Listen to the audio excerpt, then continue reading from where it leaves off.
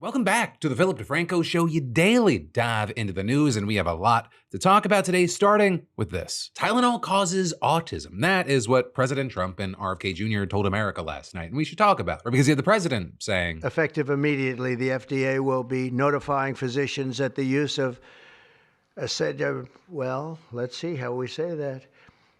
Acetaminophen. Is that okay?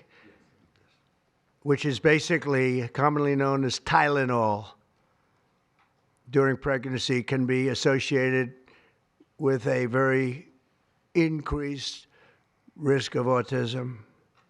So taking Tylenol is not good.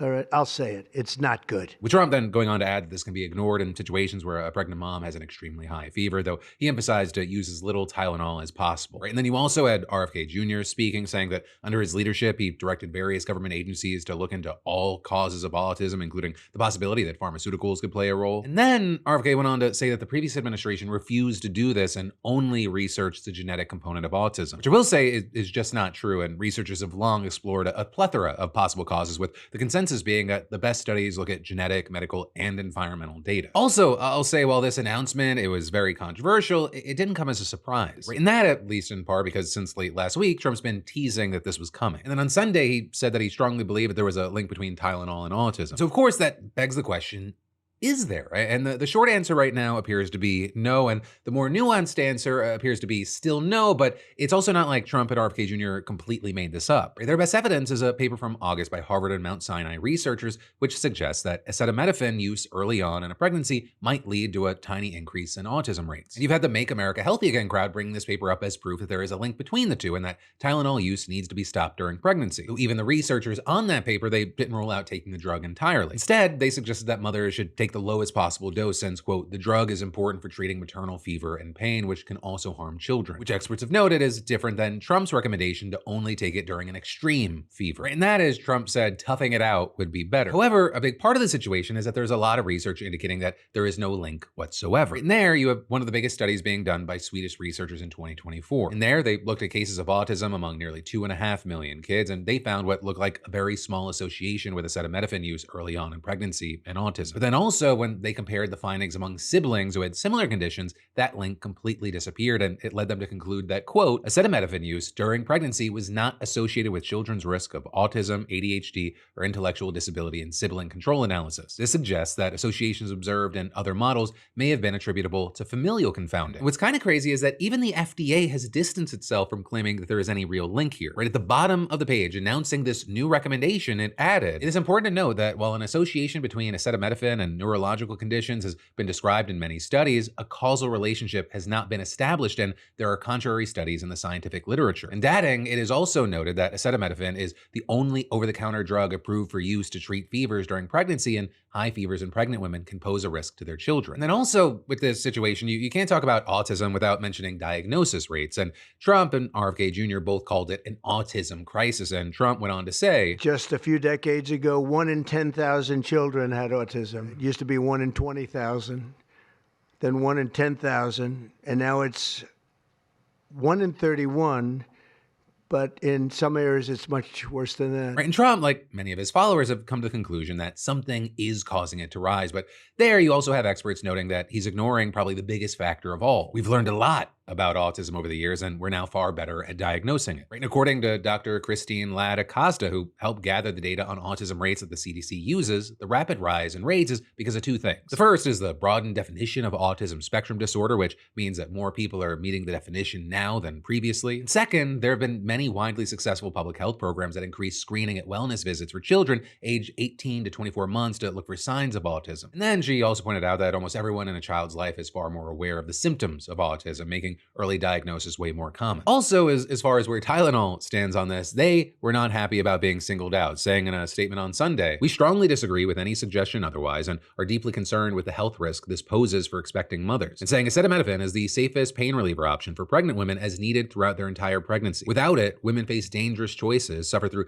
conditions like fever that are potentially harmful to both mom and baby, or use riskier alternatives. Right? And then all of this, it's playing out as you have many warning that what we're seeing here, it's it's very likely just going to be the tip of the iceberg, especially because Trump spent almost half his time also talking about vaccines and suggesting how quickly they're given to kids could contribute to autism, which again, right now has zero underlying evidence. But then next up, in the news, Jimmy Kimmel, he is coming back tonight, but you may not actually be able to watch him because like I briefly touched on yesterday, it happened right as I was uploading the show, ABC announced that Kimmel is returning to air, releasing a statement saying last Wednesday, we made the decision to suspend production on the show to avoid further inflaming a tense situation at an emotional moment for our country. It is a decision we made because we felt some of the comments were ill-timed and thus insensitive. We have spent the last days having thoughtful conversations with Jimmy, and after those conversations, we reached the decision to return the show on Tuesday. Of course, we can't mention the suspension without kind of mentioning the quick TLDR that led to it, because you had many saying that this was a free speech issue. This was Disney caving to the FCC after its chairman suggested that he might take regulatory action against the network. Right? And Kimmel's suspension also came after two major station owners, Nexstar and Sinclair, denounced Kimmel and said they wouldn't air him last week. And well, now, despite ABC bringing Kimmel back, both companies seem to be sticking with their decision. But yesterday, you had Sinclair saying that Kimmel's show would be replaced with news programming, and discussions with ABC are ongoing as we evaluate the show's potential return. And that was something that really wasn't surprising, right? Because in addition to preempting the show last week, Sinclair also demanded that Kimmel apologize to Kirk's family and make a substantial donation to the family and Turning Point USA. And then this morning, we heard from Nexstar, with them saying we made a decision last week to preempt Jimmy Kimmel Live following what ABC referred to as Mr. Kimmel's ill-timed and insensitive comments at a critical time in our national discourse. And adding we stand by that decision pending assurance that all parties are committed to fostering an environment of respectful, constructive dialogue in the markets we serve. And this could really limit Kimmel's audience. I mean, Nexstar owns around 30 ABC stations, and Sinclair owns and controls around 40. In fact, between the two, it's been reported that they make up around 25% of ABC's affiliate reach. And, you know, while many might think as a consumer, okay, well, I don't really care. I'm gonna watch it on YouTube or streaming. For advertisers and connected to that Disney, that could be a problem because they buy time during the broadcast. And we're gonna see in the very near future how big of a chunk of that audience has been taken out. And I say in the near future because like the views that he's gonna get in the 24 hours, maybe even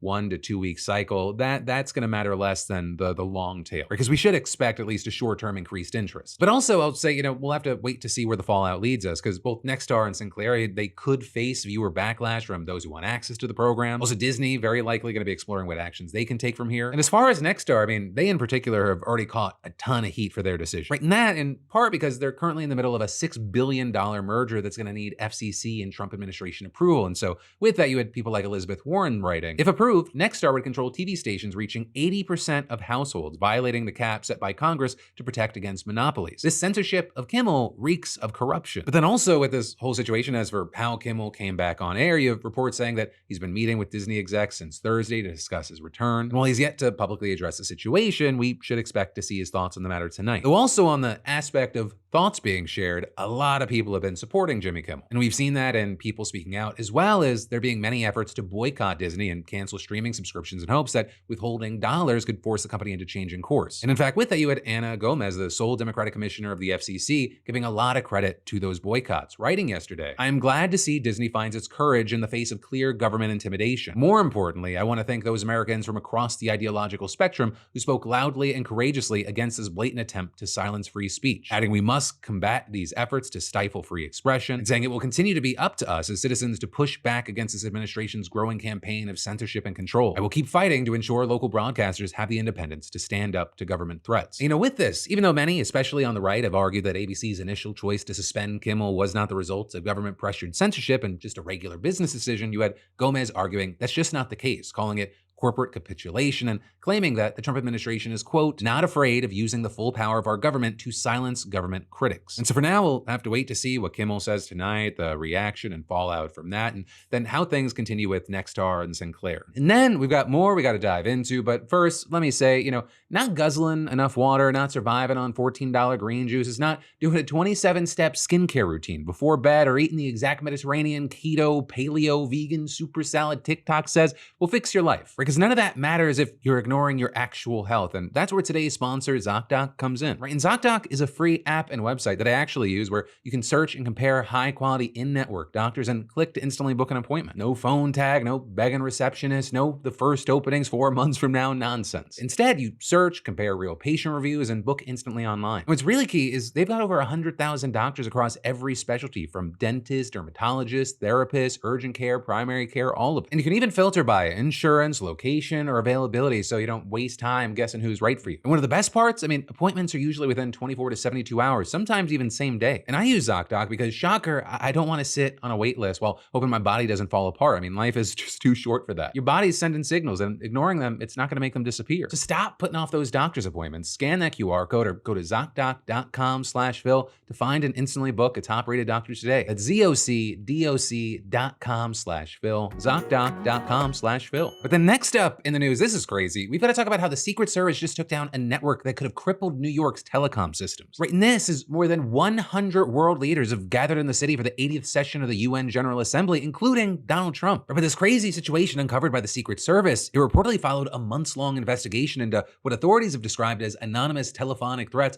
made against 3 high-level government officials. Right, 1 in the Secret Service and 2 who work at the White House. And these threats, reportedly, they may have been something like the swatting calls we've seen directed at more and more public officials over the past few years, but also this network, according to at least one official, the agency had never seen something like it before. Right, it reportedly would have been capable of sending an encrypted and anonymous text to every human being in the country within 12 minutes. Right, with investigators finding more than 100,000 SIM cards and 300 servers at several locations within a 35-mile radius of the UN's headquarters. And with that, you had Matt McCool, which, yes, sounds like a made-up Secret Service name for a CW show. Actually, really quick, when you think of Matt McCool, what do you think of? I think of a humanoid dog that can skateboard, right? Like Poochie from The Simpsons. Anyway, Matt McCool, real person, top agent at the Secret Service's New York field office, said this network had the potential to disable cell phone towers and essentially shut down the cellular network. Or with it reportedly becoming clear to law enforcement that what they had discovered had been built for far more than just making untraceable swatting calls. Like, in addition to jamming the cellular network, the system could be used for surveillance. And so the investigators, they'd been going through the data on the SIM cards that they recovered to see if they could figure out exactly what this was all about. And McCool saying they expect to find that other senior government officials had also been targeted. And of course, that begs the question,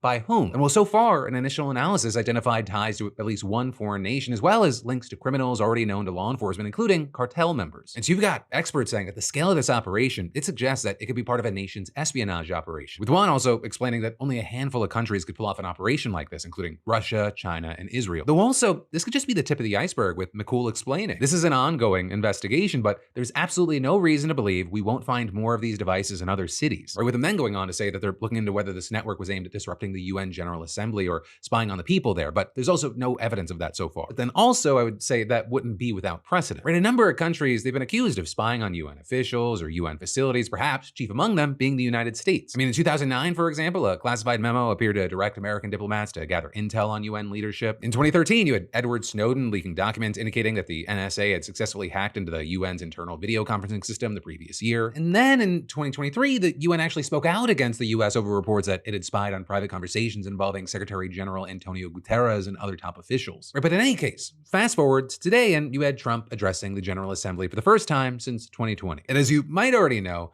he has made it more than clear he is not the biggest fan of the UN. Right, back in February, he signed an executive order withdrawing the US from and ending funding to certain UN organizations, including the Human Rights Council. In those and other cuts, they've left the UN short on cash and struggling to stay afloat. And then in today's speech, Trump made it clearer than ever that he is not too worried about it. Before we actually get into specifics, I'll note that, each speaker, they're traditionally given like 15 minutes to address the assembly. But with Trump, he ended up talking a little over 56 minutes, which is actually longer than any speech an American president has ever given at the UN. And so with that length, we're going to be highlighting things. If you want to watch the full thing, I'll get the link in the description. Right, but one of the recurring themes that's worth pointing out here is that as Trump often does, he repeatedly pointed the finger at Joe Biden and the previous administration. 4 years of weakness, lawlessness, and radicalism under the last administration delivered our nation into a repeated set of disasters. Right, and then sort of on the flip side of that, he took credit for digging America out of this hole that Biden created in record time. 1 year ago, our country was in deep trouble,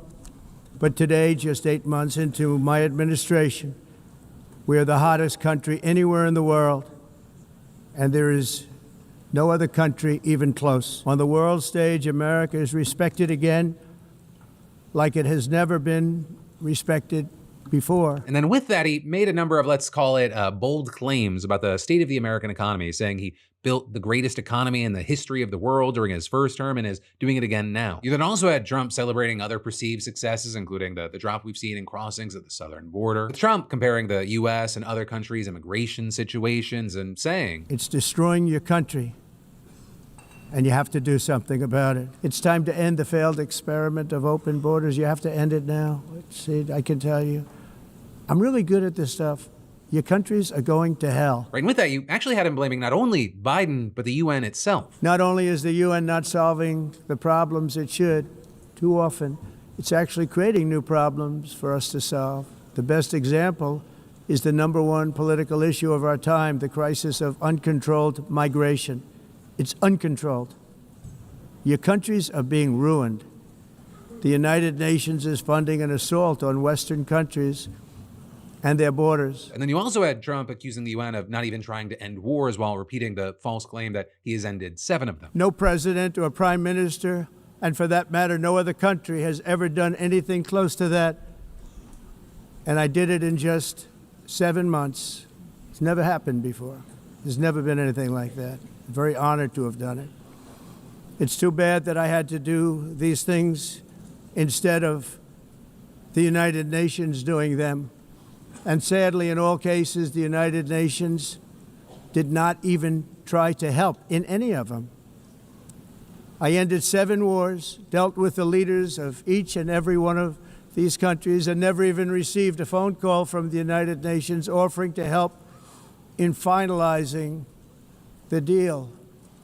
All I got from the United Nations was an escalator that on the way up stopped right in the middle. And then with that escalator comment, he also went on to complain about the teleprompter, which apparently wasn't working at the start of his speech. And this kind of devolved into a weird tangent that seemingly got at the heart of his problem with the UN, which is apparently that several years ago, like before he was president, as a real estate developer, he bid on a project to remodel a UN building, and the UN had the audacity to go after another offer. But then getting back to ending wars, as far as specific conflicts, you had him touching on Israel and Gaza, and specifically the question of Palestinian statehood. Because yesterday there was a meeting which was boycotted by the US and Israel focused on drumming up support for a 2-state solution. And that ended with several countries, including France, Belgium, Luxembourg, Malta, and Monaco, announcing or confirming their recognition of a Palestinian state. Right, in that, it came a day after the United Kingdom, Canada, Australia, and Portugal did the same. But here you had Trump repeating the argument that's been made by Israeli Prime Minister Netanyahu, which is that doing so is just a reward for Hamas. So very notably, you already had Secretary General Guterres pushing back on that idea yesterday, saying that statehood is a right, not a reward. But then also you had Trump addressing the war in Ukraine, which, like Israel and Gaza, is going to be discussed a lot this week. And in fact, yesterday you had an emergency meeting of the UN Security Council focused on recent and repeated incidents of Russian aircraft flying above or crashing in NATO countries. And you had the UK and Poland vowing to shoot down any Russian aircraft violating their airspace. But as far as what Trump had to say, you actually had him admitting that he thought ending it would be easier because his relationship with Putin, even saying that he thought it would be the easiest one. And then beyond that, he claimed that the US was willing to do more, but that Europe had to do more first. In the event that Russia is not ready to make a deal to end the war, then the United States is fully prepared to impose a very strong round of powerful tariffs, which would stop the bloodshed, I believe, very quickly. But for those tariffs to be effective, European nations, all of you are gathered here right now, would have to join us in adopting the exact same measures. But then finally, the last bit I'll touch on are Trump's comments on climate change, and you should probably just hear them for yourself. It's the greatest con job ever perpetrated on the world, in my opinion. Climate change, no matter what happens, you're involved in that. No more global warming, no more global cooling. All of these predictions made by the United Nations and many others, often for bad reasons, were wrong. They were made by stupid people that have cost their countries fortunes and given those same countries no chance for success. If you don't get away from this green scam, your country is going to fail.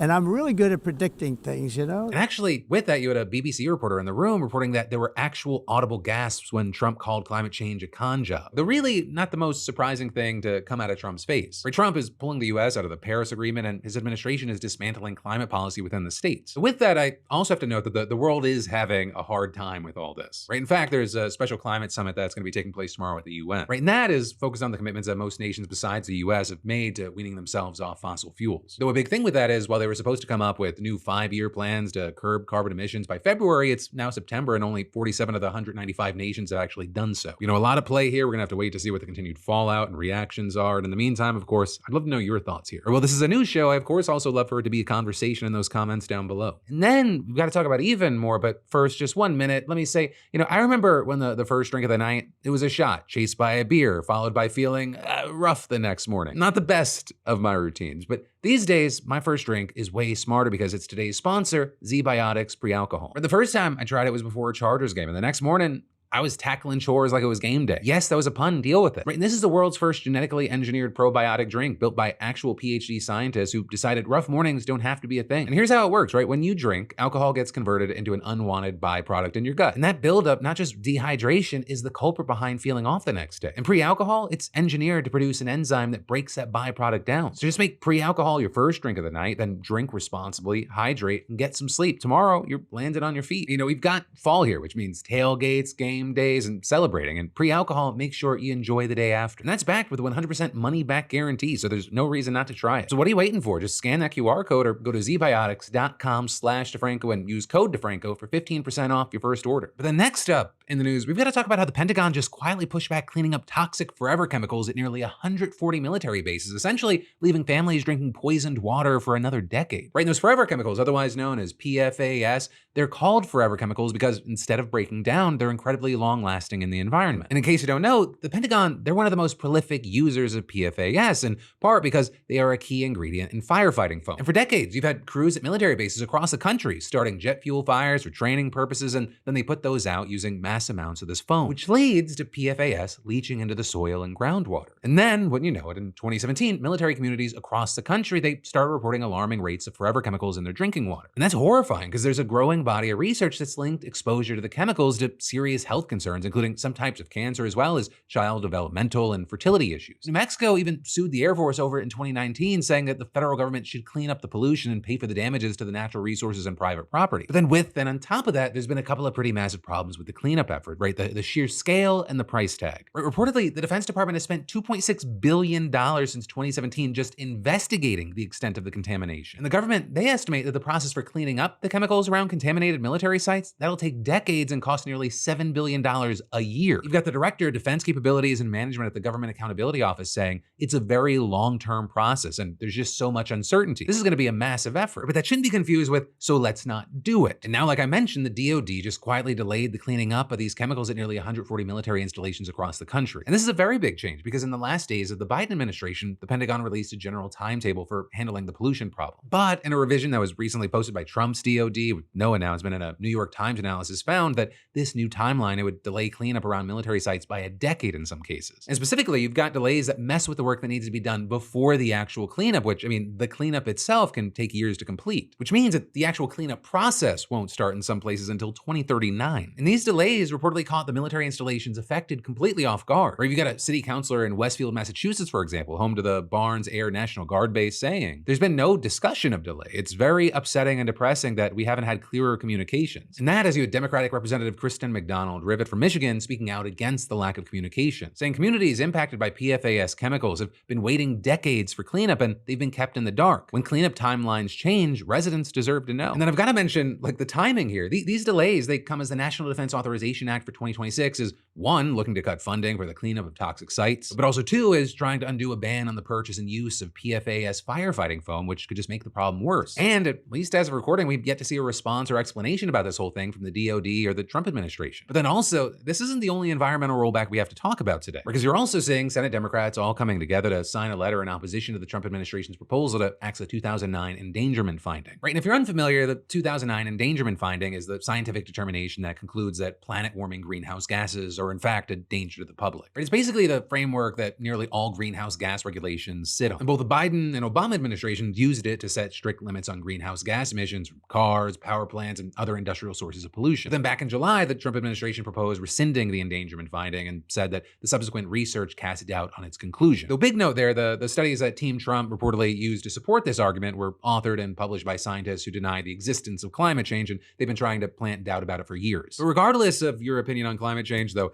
I do think that your opinion on climate change matters. EPA Administrator Lee Zeldin said that this proposal, if approved, would be the largest deregulatory action in the history of the United States. And so then, as you might imagine, we've seen a lot of pushback against this, especially since the the National Academies of Sciences, Engineering, and Medicine published a report with the strongest evidence to date that greenhouse gases are threatening human health. Right? And then you had Democrats in this letter saying, scientists, financial experts, international governments, and the American public agree that climate change is a looming crisis. And they added that greenhouse gas-driven climate change is causing all sorts of extreme weather and saying, these effects drive illness, hospital visits, and deaths, as well as displacement, asset loss, infrastructure damage, rising insurance premiums, declining home values, and long-term destabilization of the national economy. And yet, in this proposal, EPA proposes to abdicate all responsibility to address this dangerous pollution. But at the end of the day, a letter is a letter, and the Democrats don't have control of any power, really. So for now, it's very likely this is just going to keep moving forward. But then, finally, for your last thing today, I just had a conversation with Pennsylvania Governor Josh Shapiro about the state of political violence, especially because he himself was a target, what's next for our country, and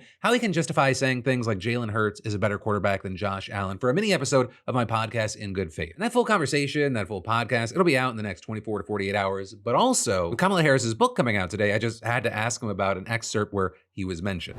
On the note of speech you might not like, and on the note of learning more, I know that in recent podcasts and interviews you've said that you have not read Kamala Harris's book. One, do you want to book club it together? And two, apparently in one of the excerpts, Harris said that you were more focused on defining the role of VP for yourself instead of helping her win, and that you were already asking aides about artwork that you could put up in the Naval Observatory. Is that true? No, and listen, the only thing I was focused on was helping her win. And once she made the determination that Governor Walz was going to be her running mate, by the way, Tim's a really good friend of mine.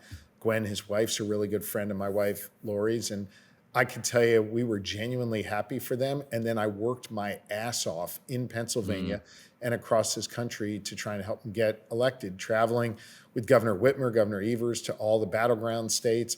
Heck, I was showing up in rural communities in Pennsylvania where the Harris campaign never showed up. I was trying to do everything in my power to help her win. The only thing I was focused on was making sure she defeated Donald Trump. And well, it brings us to the end of this video. You got even more just a click away. Or because I've just been doing more and more podcasts. I got a brand new podcast with Ed Elson from Prof G Markets over here. And I also just did this new podcast with Mr. Beat. You can click or tap to watch either of those, but also I've got links in the description to our Spotify, Apple Podcasts, and YouTube version so you can get filled in wherever you like. But no matter what you do, let me just say thank you for watching. I love yo faces, and of course, I'll see you right back here tomorrow.